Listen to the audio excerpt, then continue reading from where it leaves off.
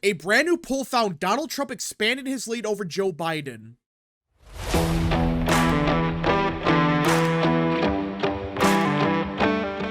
What is up, people of the internet? It is me, Real American, back in with a new video, and today it is time to talk about the 2024 presidential election because everyone, we have a brand new poll that was just released by the New York Times, and it is bad for Biden. Like, this is a post-debate poll, so it's gonna be bad for Biden, but my goodness, it is way worse than even I thought was possible. Now, granted, things could change, and it is early. Something could happen where this poll might be outdated soon. Who knows? But the fact is, this might be the biggest lead Trump has ever had, according to the New York Times. We're not talking about a small lead. We're not talking about a 2-point lead. No, not even a 4-point lead. According to this poll, Trump is winning by 6 to 8 points.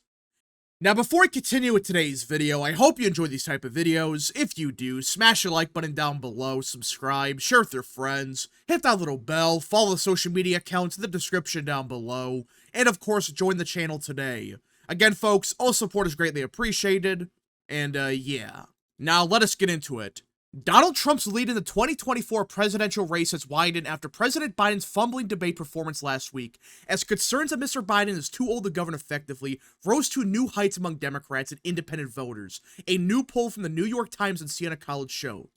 Mr. Trump now leads Mr. Biden 49% to 43% among likely voters nationally. Yeah, this isn't registered voters, which we've known for a while. Trump was doing really good in those polls, you know? Ones that have registered voters, not necessarily likely voters. That means, okay, if you can vote and you're registered to vote, okay, we will pull you. But a likely voter poll, it's okay, if you're likely to vote, we will pull you. And for whatever reason, Trump has been doing awful in the likely voter polls. But now, the New York Times has a 6-point lead for Trump, which usually is the worst part of the poll for him. A 6-point lead. That's a 10-point shift from 2020. Yeah, we're not talking about, you know, a 5-point shift. That's big enough. A 10-point swing in just 4 years. A 3-point swing towards Republican from just a week earlier before the debate. So that's a 3-point swing pre-debate to post-debate. So much for this theory that, oh, the debate didn't change anything. Bullshit. The debate basically killed any chance Biden had. It really did. Because he needed momentum. But now he has a complete opposite. He's going in reverse. His campaign is falling apart. A bunch of Democrats are saying, hey, wait a minute. It might not be a smart idea to run this guy. Hell, he can't even run the country. How the hell can he win? It is the largest lead Trump has ever recorded in the New York Times/Siena poll since 2015. Mr. Trump leads by even more among registered voters, 49% to 41%. An 8-point lead. So you're going to tell me with a straight face that the New York Times is a far-right outlet? No! Hell, back in 2020, the New York Times, they said Trump is going to lose Florida, he's going to lose Ohio, or he's be very close in Ohio. He's going to lose Wisconsin by 15 points, or it wasn't 15, but it was a huge lead for Biden. And the fact is, this poll has a history of understating Trump significantly. So the fact they not only have a Trump lead now, but a landslide victory, is bad news for Biden. This is not just a normal win. If this is real, this would be the biggest win for anyone since Bill Clinton. Hell, maybe even Bush Sr. It's been 30 to 40 years since we saw this type of victory. Which I'm not saying it's a guarantee but at this point in time, it's possible. Biden's in outright collapse after that debate.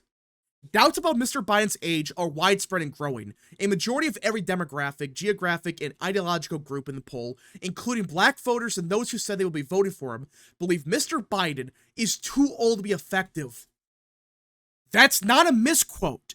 That is them admitting, oh yeah, by the way, the majority of Biden voters, they think he's too old to serve. Listen, It's bad enough that a bunch of other voters are thinking, you know what, he's too old to serve, we can't vote for him.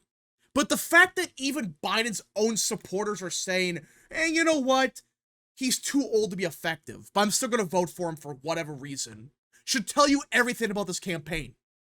They're going to lose so many voters, not the Trump. I am not saying that all these Democrats are going to bail for Trump. They may, some of them, but I guarantee you what's going to happen is a bunch of Democrats are going to stay home or vote for Cornel West, vote for Jill Stein, vote for RFK, whoever. I really believe that because if you think this person is too old to serve, like a majority of your own voters think that, you're screwed. You're not going to win. I mean, it's one thing to think, okay, he's getting older, but is he still effective? According to the New York Times, no. These people don't think he's effective. Overall, 74% of voters view him as too old for the job, up 5 percentage points since the debate. And, you know, that's not a big surprise because even before the debate, the majority of people thought, okay, he's too old, there's some problems here. But some people are like, you know what, maybe this is a fluke. At the debate, he could prove us otherwise. Well, he didn't. In fact, he proved what everyone was saying for years. And some Democrats finally realized, oh, this is not fake news. This is real. This guy can barely speak for 5 seconds. He doesn't know where he is. He looks lost. He looks confused. It's like, that's the guy we're supposed to vote for? Good luck. Concerns about Mr. Biden's age have spiked 8 percentage points among Democrats in the week since the debate to 59%. The share of independent voters who said they felt that way rose to 79%, nearly matching the Republican view of the president. Man, that is not good. Because we're not talking about just Republicans saying that or Republican, leaning independents. No. This means that the majority of the Democrat Party realizes he's gone. He's too old, he can't serve. They just realized that the Republicans were right the entire time. They won't admit it, but they're realizing, oh wait, we were wrong, he's too old to serve. Now, funny enough about this poll, it nearly is identical to the swing in every other poll since the debate. Look at this. The polling average was Trump +1 before the debate. After the fact, it was Trump +3. That's a 2-point shift, which, the New York Times found a 3-point shift, but either way, the fact is nearly every single poll has found a 3-point shift or more towards Trump. There are some outliers, but let's just face it. Some of those outliers, just throw away. I mean, YouGov, for example, did they have, Biden +1 or something after the fact? It's like, no. If you really found that after the debate, frankly, you should have never released a poll. I'm dead serious. You should have took the loss and waited a week and redid the poll because you have a bad sample at that point. There's no way in hell that Biden gained, which Morning Consult, they found that. YouGov, I think, found that. It's like, really? If you know there's something wrong with the poll, which there definitely is, you cannot tell me with a straight face that Biden actually gained or Trump didn't gain anything from the debate. If you really believe that, you're delusional. Anyone with a brain realized, yeah, that debate was it for Biden. So why release a Biden +1 or even a tied poll? Why? When every other pollster's finding Trump +4, Trump +5, hell, Trump +10. It's like, why release that poll if it's so far off? If you know there's something wrong with it, don't release it. The poll offers early empirical evidence of what many Democrats have feared, that Mr. Biden's faltering debate performance has further imperiled his chances against Mr. Trump this fall. Some Democratic lawmakers and donors are raising questions about Mr. Biden's fitness, following his struggles to finish his thoughts or articulate a vision during the debate. And they're demanding that Mr. Biden prove for a skeptical public that he is capable of serving until he is 86. He can't! There's no way in hell that Biden can make people forget about that debate. There's just no way. I mean, seriously, that debate performance was so bad that even the majority of Democrats realized he looked bad. So, what's going to change people's minds? Seriously, what?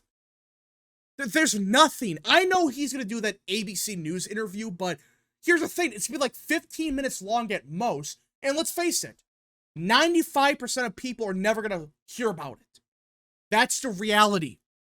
He could have the best performance ever. It's not gonna matter. People are gonna look at that and say, well, he didn't absolutely shit himself, but it might be very short. You don't know if it's edited. You don't know.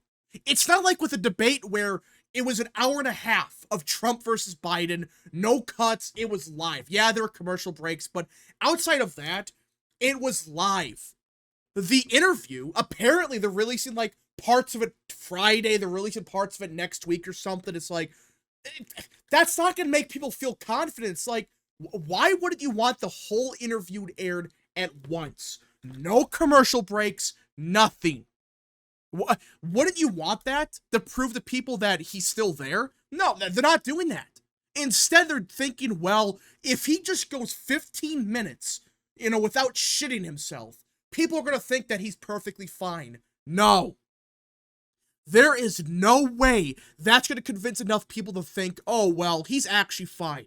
There's just no way. Plus, like the New York Times brought up, he's going to be 86 in 4 years. Do people really think he's going to get better? No. If he is bad now, what do you think he's going to be like in 4 years? Seriously. I'm being dead serious. Is he even going to be able to function? He can't function now. I mean, seriously. Is he able to walk in 4 years? Is he able to even write in 4 years? Is he even able to do anything? I don't know. And that's a scary question, but it needs to be asked because he is so bad now that 4 years is a long time, especially in politics. That's forever. You're talking about 4 more years in the White House, the most stressful job in the world. You're telling me that he's going to be perfectly fine in 4 years? No, he's not. I mean, some people really believe this, that he's going to be perfectly fine. He's going to get better in 4 years. No way. Father Time is unbeaten, and he's not going to lose to Biden. There's no way. There's no way in hell he's going to get better. He's going to get even worse than he is now. In 4 years, he may not be alive. I know those are harsh words, but that's the truth in all of this. He may not be alive in 4 years. He may not be able to serve another 4 years. He can't serve now. So what's the point in voting for him? If you know you're not going to get 4 more years of Biden, you're probably going to get Kamala Harris. I don't know. I really don't know what Democrats do here because no matter what you do, you're screwed. But as of now, if Biden's the nominee, they're going to get absolutely crushed. And if I'm being honest, I just don't see how it's possible for Democrats to recover. I really don't, especially with all the infighting the past 48 hours. I don't know what's going to happen, but Democrats are in deep trouble. It's just one of those things where they put themselves in the situation by picking Biden in the first place. All right, that's the reality of it. But anyways, folks, thank you so much for watching. If you guys did enjoy this video, smash the like button down below, subscribe, share with your friends, hit that little bell, follow social media accounts in the description down below, and of course, join the channel today. Godspeed to all of you.